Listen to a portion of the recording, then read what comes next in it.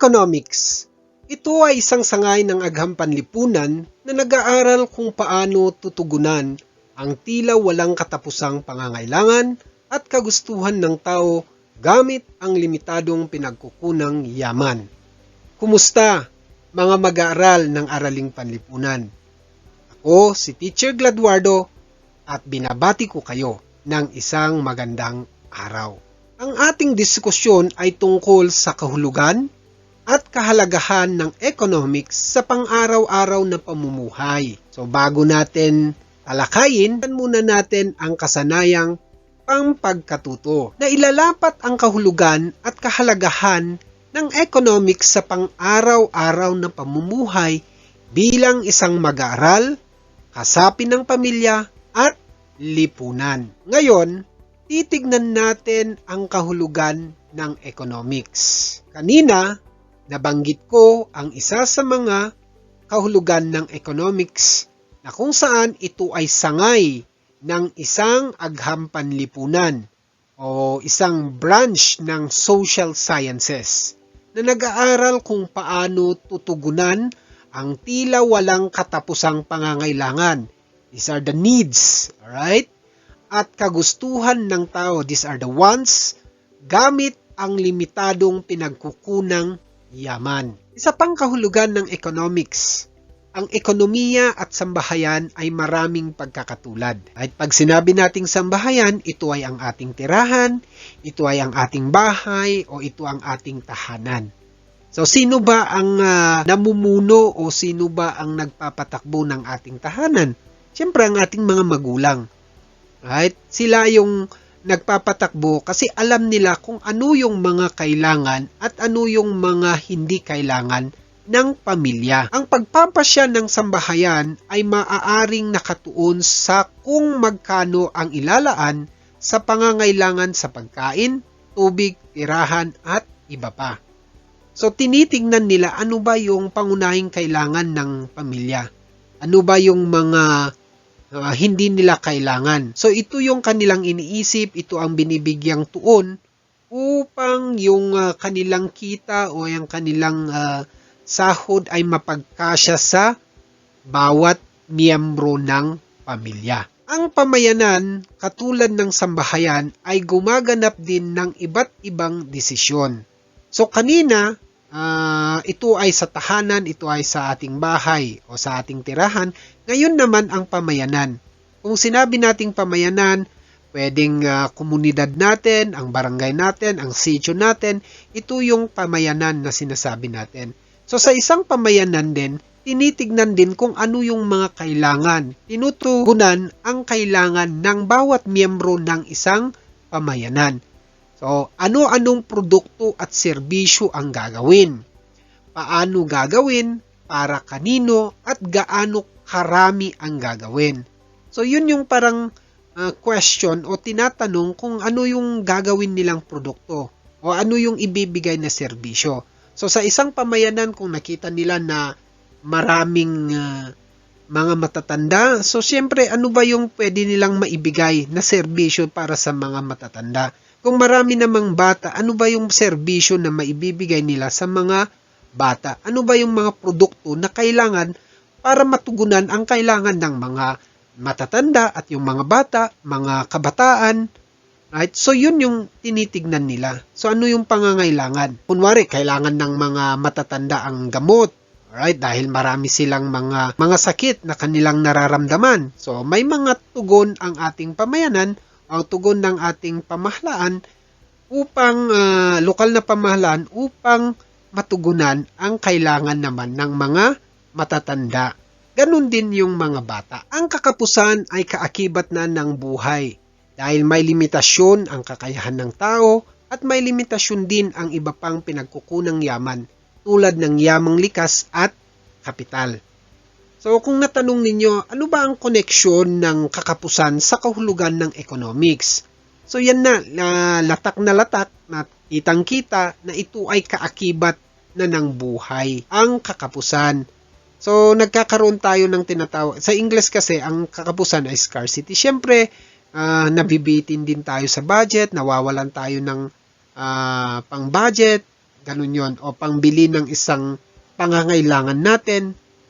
So, nagkakaroon ng kakapusan sa atin. Moving on. Tanong, bakit kailangan ng tao na tugunan ang kakapusan? Bakit kaya kailangan ng tao na tugunan ang kakapusan?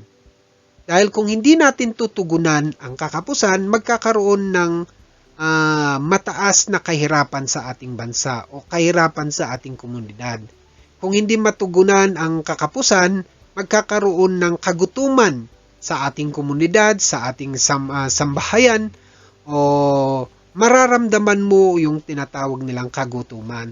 Makahanap ng alternatibo para sa kailangan mo. Okay? So, yun ang sagot natin kung bakit kailangan tugunan ang kakapusan. Siyempre, marami pang mga pwedeng sagot maliban lang sa ating nasabi. Patuloy natin. Ang yamang likas ay maaaring maubos at hindi na mapalitan sa paglipas ng panahon. Tama. Tama yan. Kasi ang likas na yaman, hindi naman forever yan. Kaya kung hindi tayo maingat sa ating paggamit ng mga yamang likas upang matugunan ang ating pangangailangan, baka sa bandang huli, tayo rin ay magsisisi.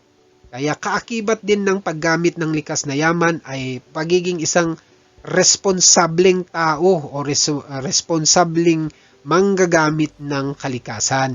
So alam natin din na kung kunwari kailangan natin ang kahoy, kaya pumutol tayo ng isang pine wood, right, mga puno. Kunwari lang dapat kailangan din nating palitan upang magkaroon ng balanse. Yung sinasabi natin, nagkakaroon ng balance. Habang ginamit mo, nagtatanim ka rin para tutubo ulit yan. Mga halimbawa ng yamang likas, nandyan ang kagubatan, anyong tubig, anyong lupa, mineral, mga isda at mga hayop. Dito, gusto ko lang bigyang emphasis yung kagubatan. Nasabi ko na kasi kanina, kung hindi natin aalagaan ang kagubatan dahil tinutugunan lagi natin ang kakapusan, tinutugunan natin ang pangangailangan ng tao, inuubos naman natin ang kagubatan, later on, tayo rin ang magsisisi niyan kasi malaki ang nagiging gampanin ng kagubatan sa pag-absorb ng carbon dioxide. Right? So, siya yung tagalinis ng pollution sa ating kapaligiran. So, inuubos niya yung carbon dioxide, pinapalitan naman niya ng hangin o oxygen na ginagamit din natin. So, kung hindi tayo maingat sa paggamit ng kagubatan, maaring ito rin ang ating ito rin ang magiging dahilan ng ating kahirapan. Okay? Anyong tubig, kung hindi mo rin gagamitin ng maayos yan, mauubos yan. O sisirain mo, at siyempre wala ka nang pagkukuhanan ng tubig. Nandyan din yung mineral katulad ng langis. Kala natin siguro forever na yung langis, nauubos na rin. Meron nang report na nagsasabi na paubos na yung oil reserve ng mga bansa sa kanlurang Asia na nagsusupply ng langis sa buong mundo. Okay, pagpatuloy natin ay ang yamang kapital or capital goods tulad ng makinarya, gusali at kagamitan sa paglikha ng produkto ay may limitasyon din. Ang dami na maaring malikha. Hindi porke meron kang makinarya, gawa ka ng gawa ng produkto. Hindi naman. Okay? You need also to understand that even machines has own limitations. Nasisira rin yan. Kailangan ding alagaan kasi it is your capital goods nga. Kasi kung wala yan, masisira yan, hindi ka na makakagawa ng mga produkto. So, kailangan din ng maintenance.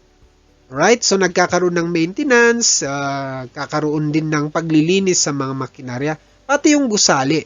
Kung kunwari, yung isang building ay pagawaan ng isang produkto, kailangan din itong ayusin. Hindi yung sirang-sira na, patuloy ka pa rin gumagamit, pwedeng maka-aksidente o pwedeng ma-aksidente ang mga nagtatrabaho dito sa gusaling ito dahil ito na ay matagal. So, yun yung mga limitasyon na sinasabi natin sa paggawa ng mga produkto rin. Ano ang kaibahan ng kalakal na pangkonsumo at pinansyal na kapital sa kalakal na kapital. O, kapital ng kapital. Pag sinabi nating pinansyal na kapital, ito yung pondo. Ito yung kapital mo para magtayo ng sarili mong business. Ito yung salapi na nailaan para sa pagpapatayo mo ng sarili mong business. Ganun yon. So, it involves money. Ito namang kalakal na pangkonsumo. Ano ba yung mga binibili ng mga consumer? Ano ba ang binibili ng mga tao? So, yun yung kalakal na pangkonsumo. Yung produkto mismo. So, kunwari, nakita mo na isa sa kalakal na kinukonsumo ng mga tao ay ang mahilig silang kumain ng fishball or street food, sabihin na natin. So, napagtanto mo na magandang business ang street food. So, ikaw naman, meron ka namang financial capital, so pwede mong gamitan yan para mag-start ng business mo na street foods. So, inilaan mo ang salaping yun para sa pag-uumpisa ng business mo. Sunod dito, syempre meron yung kalakal na kapital. So, anong gagawin mo? Bibili ka ng kalan, bibili ka ng gasol, bibili ka ng iba pang mga kagamitan sa pagluluto ng street foods. Siyempre, ilalakad mo rin yung permit mo, ilalakad mo rin yung mga papeles na kailangan upang maging legit ang business mo. Alright? So, yun yung interplay ng tatlong kapital. Yung kalakal na pangkonsumo, nakita mo, eto yung mabili na pwede nating ibenta na produkto tulad ng street foods. So, meron kang pera, kapital mo yon. Bumili ka ng mga gamit, yun naman ang kalakal na kapital. Right? So, I hope you got the point. Okay, sunod, maliban sa yamang kapital at yamang likas, meron pa bang ibang pinagkukunang yaman? Meron pa. Ano ang mga to? Yamang mineral, yamang tubig, right? Yamang kagubatan, yamang lupa. So, ito yung mga pinagkukunang yaman. Hindi lang kasi kapital at likas. Meron din yung tinatawag nilang yamang tao. Right? Yamang likas, yamang kapital at yamang tao ay tatlong mahalagang uri ng pinagkukunang yaman. So, bakit pati yung tao napasama sa kahulugan ng economics? So, tignan natin. Ang yamang tao ay batayan din sa pag-unlad. You see? Yamang tao ay batayan din sa pag-unlad. Tao ang naghahawan ng landas patungo sa kaunlarang pangkabuhayan at hangaring panlipunan ng bansa. Tao ang nagsisilbing susi upang umunlad ang isang bansa. Susi upang umunlad ang isang bansa. Kaya kayong mga kabataan, kayo ang susunod sa aming yapak, kayo ang susi sa pag-unlad ng ating bansa. Okay? Huwag ninyong maliitin ang iyong kakayahan dahil napadaan na tayo sa tinatawag nilang pandemya. You are already trained to face this kind of challenges. You are faced this kind of situation in life. So, we believe that with all these experiences at kasama na yung pag-aaral ninyo, magiging mas ang sinasabi natin? Mas magiging maganda ang magiging desisyon ninyo sa hinaharap, right, para sa ating bansa. So, ang yamang tao, bakit kailangan din na very healthy ang mga tao? Siyempre kasama yan. Dapat very healthy tayo dahil kung hindi tayo healthy, kawawa ang ekonomiya. We will be the problem of the economy. Instead of helping the economy, we are now the burden of the economy. Siyempre, sabi ng pamahalaan, kailangan natin na gawing healthy ang mga tao. So yan, may mga immunization, may mga health seminar, mga health workshop na binibigay ng ating pamahalaan. Meron tayong libreng konsultasyon ngayon, programa ng pamahalaan upang masigurado na ang mga Pilipino o tayo ay talagang malusog. Alright? Siyempre, kailangan ding mag-aral tayo. Kaya sabi ng gobyerno, libre na ang kolehiyo. So, libre na ang kolehiyo. Unlike noon sa aming panahon na talagang kahit na government institution yan, government school or university or college yan, talagang meron pa ring binabayarang maliit lang naman na tuition fee. Okay? Pero ngayon libre na. Kaya magsipag-sipag tayo mga mag-aaral upang matapos natin ang ating senior high school din. Right? So, junior high school at senior high school ninyo. Para makamtan ninyo ang libreng pag-aaral sa kolehiyo. Sunod naman ay ang kakapusan na pinagtutuunan ng pag-aaral ng economics ay pang-araw-araw na suliraning kinakaharap, hindi lamang ng pamayanan at sambahayan kundi ng bawat individual, pati ang mga mag-aaral na tulad ninyo. So kung titignan natin at tatanungin ninyo sa akin, Sir, bakit napasama ang kakapusan sa kahulugan ng economics? Yes, kaya pinag-aaralan natin ang economics dahil may kakapusan. Paano ba natin i-address ang problemang ito? Kaya yan, pinag-uusapan natin ang economics. So, hindi lang ito para sa pamayanan, hindi lang ito sa sambahayanan, kundi pati kayong mga mag-aral, kailangan ninyong malaman kung paano kayo ba makakatulong sa ating ekonomiya. Paano ba magiging isang kapakipakinabang ang isang estudyante tulad ninyo sa ating ekonomiya. So yan, so malalaman ninyo na meron kayo palang parte sa ating ekonomiya rin.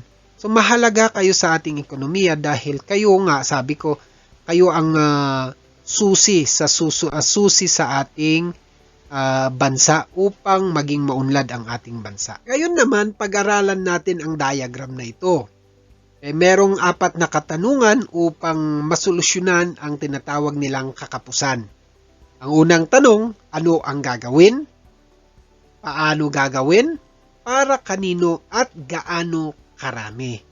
So pag napagtanto ninyo kung ano ang gagawin na produkto at serbisyo, susunod yung ikalawang katanungan, paano gagawin? How will you make the product or the services or to deliver that services? Okay, so paano? Kapag napagtanto ninyo kung paano gagawin na yan, para kanina, who will take this product, who will be given these services. So yun. Gaano karami? Right? Gaano karami? Ilan ba ang kailangan? So yun naman ang tinitignan. So to address yung kakapusan natin. Hello? Hindi pwedeng yung oversupply tayo na gumawa ng produkto, gumawa ng mga serbisyo, hindi naman kailangan ng tao o sobra-sobra na talagang hindi na kailangan ng tao. Sayang yung resources natin pag ganun. That is why tinatanong mo kung ano ang gagawin, paano gagawin, para kanino at gaano karami to make it sure. Ngayon naman dadako tayo sa mahalagang konsepto sa economics. Una sa ating listahan ay ang trade-off. Ito ay pagpili o pagsasakripisyo ng isang bagay kapalit ng ibang bagay. Mahalaga ang trade-off sapagkat sa pamamagitan nito ay maaring masuri ang mga pagpipilian sa pagbuo ng pinakamainam na pasya. So, tinitignan mo kung kunwari meron kang 4 na option. Option A, option B, option C, option D. So, doon sa mga option, tinitignan mo ano ba yung masasakripisyo dito. Ano ba yung masasakripisyo? Gaano kalaki o yung gaano kalaki o yung ilan yung halaga na mawawala sa pagbibigay mo ng sakripisyo dito. So yun yung tinitignan mo dito sa trade-off. Kunwari, halimbawa, between Mobile Legend at yung paggawa ng learning activity sheet mo. So sa Mobile Legend, kung ito ang pipiliin mo, ano ba yung trade-off mo? Yung learning activity sheet. Hindi lang naman yon, kundi yung matututunan mo sana sa paggawa ng learning activity sheets mo. Kasi ang Mobile Legend, pwede yan na mawala, pwede rin yang mapalitan, at siguro yung yung interest mo magbabago. Pero sa paggawa ng LAS, kung ano man ang natutunan mo dito, yun ay magiging baon mo forever. Okay? Magiging baon mo yan forever. So tinitignan mo. So kunwari pinili mo naman yung LAS, okay? Ang trade-off nun, hindi mo pinili yung Mobile Legend. Of course, yung mga kasama mo advance na ang paglalaro ng kanilang Mobile Legend, pero ikaw naman marami kang matututunan sa araling panlipunan kung gagawin mo yung learning activity sheet natin. So yun yung sinasabi nating trade-off. So nangyayari yan kasi tinitignan mo ano ba ang kapalit ng isang bagay sa magiging isang bagay na ipagpapalit mo. Sunod naman ay ang opportunity cost. Tumutukoy sa halaga ng bagay o ng best alternative na handang ipagpalit sa bawat paggawa ng desisyon. Okay, so halimbawa, bibili ka ng pantalon. Meron kang nakita, originally, yung gusto mong, yung plano mo, bibili ka ng original na pantalon, original. Okay, sa halagang 500. So nakakita ka, Levi's 501. Sa halagang 500 pesos. Pero nung meron kang nakita rin na sales doon na or promo na buy one take one na pantalon sa halagang 408. Nung tinitingnan mo yung pantalon, hindi maganda yung pagkakagawa. So ngayon, magdidesisyon ka, kukunin mo ba yung original na pantalon na Levi's 501 sa halagang 500?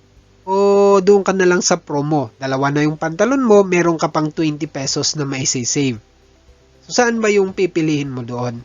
So, yun yung sinasabi nating opportunity cost. So, kung ako naman, syempre, importante, meron akong pantalon. Okay? Original man o hindi, komportable naman sa akin. Kung ako ang magde-decide doon. Incentives. Tumutukoy ito sa pakinabang na makukuha sa desisyon. Ito ay nakapagbabago sa isang desisyon. So yung incentive dito, nasabi natin, balik tayo sa halimbawa ko, kanina yung pantalon ulit. Meron kang insentibo na nakatipid ka ng 20 pesos. Nakadalawang pantalon ka na, meron ka pang na-save na 20 pesos.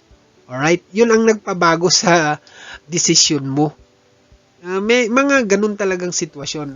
Ako noon college din, pag binigyan ako ng allowance o na-receive ko na yung allowance namin sa dati ako kasing janitor sa paaralan sa Baguio. So nag-janitor ako doon. Kung may allowance kami, syempre medyo super rich ka daw konti kasi may allowance ka. So pupunta ako, bibili ako ng aking pantalon o mga damit. Tapos gusto ko yung original. Pero meron, nagbabago yung decision mo pag nandoon ka na. Kasi may mga nakikita kang promo, may mga sales, makakatipid ka pa dito. At least kung nakatipid ka, meron ka pang iuwing bigas. Yeah, yun yung mga insentibo na sinasabi natin, incentive na makukuha mo doon. Right? I hope you got my point here. For the incentives. Sunod ay ang marginal thinking. Pagsusuri ng tao sa kanyang gagawing desisyon, maging ito man ay gastos o pakinabang. Ito ay proseso ng pag-aanalisa sa kung paanong ang isang desisyon ay mas makapagbibigay ng pinakamalaking potensyal na balik kaysa sa gastos. Parang ganun din, yung sinabi natin sa incentives, so meron ka bang makukuha doon? Parang may mga options doon, tinitignan mo rin kung yung option na ito ay makikinabang ka doon. Right? So, tinitignan mo, yun yung parang, ano yung margin mo? Ano yung edge ng bawat option na yon? So, kung 4 yon, so ano ba ang meron doon? Sa isa, meron sa ikalawa, sa ikatlo at ikapat. So, meron kang margin na pagpipilian sa apat na produktong ito. Okay? So, pwedeng meron kang makuhang incentive o wala man pero komportable ka, maayos naman kahit na buy one take one and so on and so forth. So, yun yung marginal thinking na sinasabi natin. Okay? So, yun yung apat na konsepto sa economics. Tanong, paano nakakatulong ang mga konsepto at kailan masasabing matalino ang pagdedesisyong ginawa ng tao? Isipin ninyo, ang mga kaalaman sa konsepto ng trade-off, opportunity cost, incentives, at marginal thinking ay makakatulong sa matalinong pagdedesisyon upang maging rational ang bawat isa sa pagbuo ng desisyon na sinasabi. So ito yung nakakatulong ang mga konseptong ito para maging rational ang pag-iisip mo. Tinitignan mo, you are weighing every side of the product or the services. So tinitignan mo, makakatipid ba ako, makakamura ako, pero okay naman, hindi naman ako masasagad dito. Parang lahat ng option tinitignan mo. So nagiging rational ka sa nagiging decision mo. At nakakatulong yung konseptong apat na pinag-aralan natin upang magkaroon ka ng tamang desisyon. May tamang desisyon para hindi ka magsisi sa bandang huli. Buo na yung desisyon mo. Ngayon naman, dadako tayo sa kahalagan ng economics. Una sa ating listahan, makakatulong ito sa mabuting pamamahala at pagbuo ng matalinong desisyon. So, sa pag-aaral natin ng economics, nagkakaroon tayo ng matalinong desisyon. Right? Siyempre, nagiging rational ka sa mga nagiging desisyon mo. Meron kang kinokonsidera bago ka magdesisyon. So, nagiging matalino ang isang tao sa pagbibigay ng kanyang desisyon. Siyempre, hindi natin maiwasan na kung minsan may mga kamalian pa rin, pero at least we are limiting the mistakes rather than yung mistakes ay malaki ang nagawa mo. So, you are limiting it. As much as possible, wala pa. Right? Dahil matalino nga ang naging decision mo. Sunod naman, makakatulong na maunawaan ang mga napapanahong issue na may kaugnayan sa mahalagang usaping ekonomiko ng bansa. Of course, nagbabalita ang GMA7, nagbabalita ang ABS-CBN dyan, Kapatid Channel, at yung mga ibang channel pa, Rapplers, pinag-uusapan ang tungkol sa isyong ekonomiko. At least meron kang idea kung ano yung ibig sabihin ng mga reporters o ano yung inuulat nila. Hindi lang yung napapanganga ka at hindi mo alam kung ano yung sinasabi kaya change channel ka agad. Hindi na. So nagiging mas kawili-wili na pakinggan na ang mga reports ng mga reporter tungkol sa ating sa ekonomiya o issue sa ating ekonomiya. So nagkakaroon ka rin ng mga ideya na. Sunod na kahalagan ng economics, makakatulong na maunawaan ang mga batas at programang ipinapatupad ng pamahalaan na may kaugnayan sa pagpapaunlad ng ekonomiya. So nagkakaroon ka na ng ideya kung bakit ganito yung batas natin, bakit may programa ang government natin dito, dahil ito yung susi para sa pag-unlad ng ating ekonomiya. Right? So, yung 4Ps, for example, ang 4Ps intended na makatulong sa mga mahihirap na pamilya, yung mga anak nila ay mapag-aral nila sa mga paaralan, makapag-aral, makapagtapos dahil yun nga, yamang tao. Alright? Importante yung yamang tao rin. So, dahil sa 4Ps na yan, at least na ibibigay yung kailangan nila, gamit nila sa paaralan, nakakabili na ang kanilang pamilya ng mga pagkain na kailangan nila para matustusan yung pang-araw-araw na pagkain ng isang mag-aaral. So, yun yung programang 4Ps. Isang halimbawa lang yon. Next naman ay makakatulong upang maunawaan ang mga desisyon mula sa mga pamimilian na mayroon ang pamilyang iyong kinabibilangan. So, dito rin tinitignan din ng ating mga magulang kung ano ba yung talagang kailangan ng isang pamilya, kailangan ng mga anak. Hindi basta-basta na bibili ka lang kung hindi naman kailangan ng isang pamilya. So, nagbabago yung desisyon ng ating mga magulang base na rin kung ano ba talaga yung kailangan natin. Mga issue tungkol sa pag-aaral, pagkita, paglilibang, paggasta at pagtugon sa pangangailangan at kagustuhan ay maaari mong magamit ang kalaman sa alokasyon at pamamahala. Allocation in English yung alokasyon at pamamahala. How will you manage your resources? Bilang isang kabataan, no? O bilang isang mag-aaral, binigyan ka ng allowance, paano mo ba ito ibabudget? Or ikaw yung tao na, oh yes, ibili ko na ng mobile data para mag-internet ako, mag-social media dyan, and mag-TikTok para may maipost, and so on and so forth. O basta ka lang bibili ng mga bagay na hindi mo naman kailangan, yung wants mo lang. Pero yung kailangan dapat yung parang binibigyang pansin. So, yun yung sinasabi nating alokasyon at pamamahala sa naibigay na allowance mo.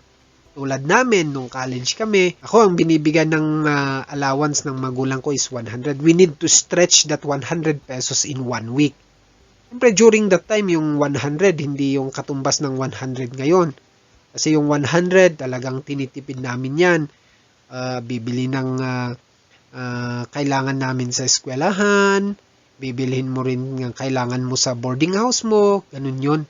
So, ini-stretch mo yung 100. You are very blessed kung kung binigyan ka ng 200 o may mga uncle ka pa dyan na dumaan napadaan binigyan ka pa ng additional na allowance mo, good for you, no?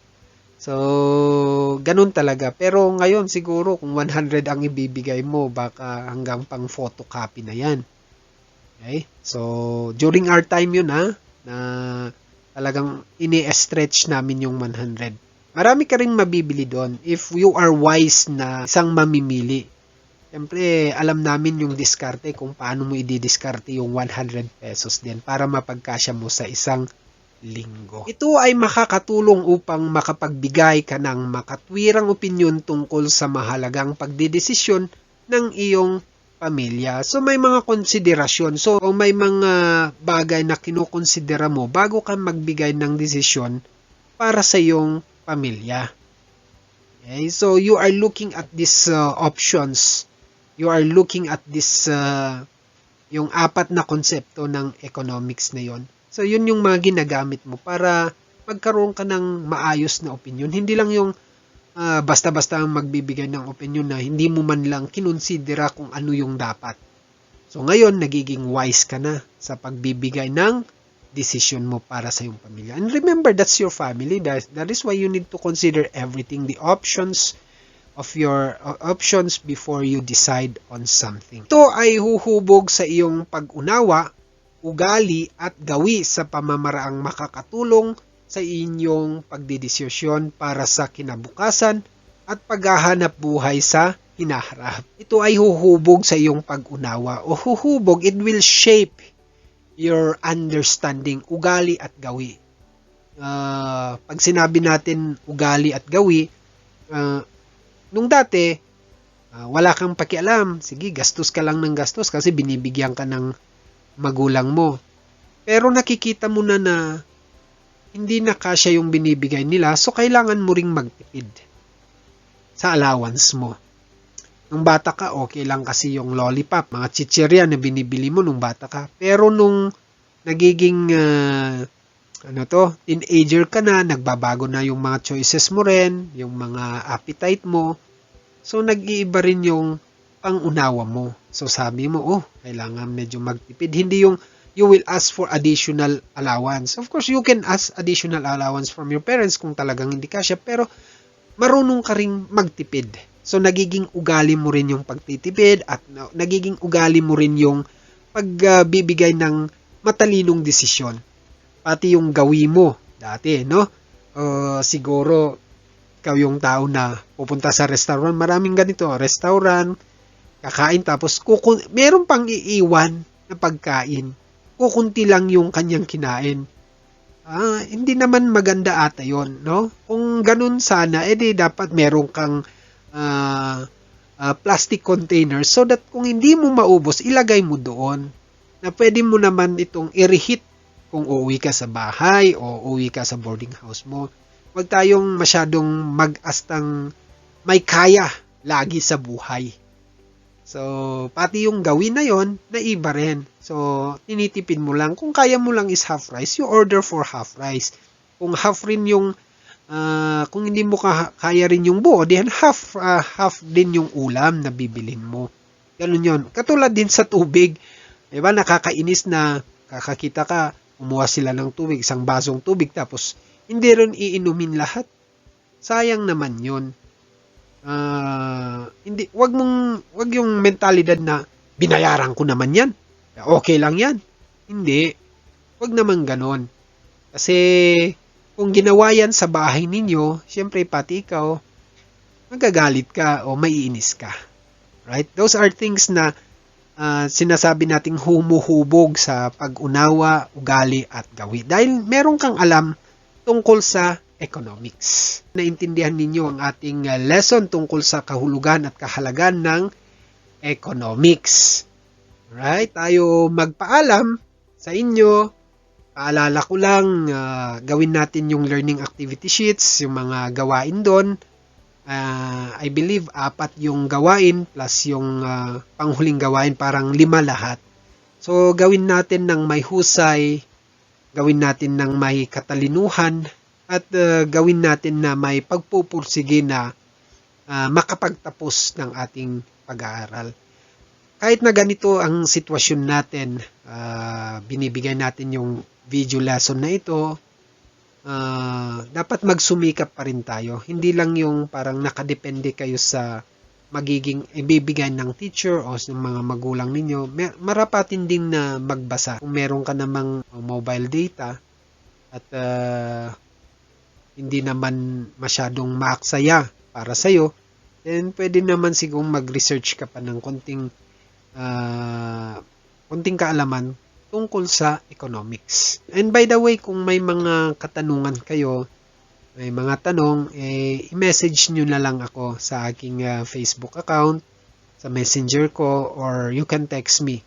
Nakalagay naman yung mga cellphone na number namin para kung hindi nyo talagang maintindihan yung binabasa ninyo, pwede kayong magtanong sa akin. Alright? So once again, thank you for listening and goodbye class.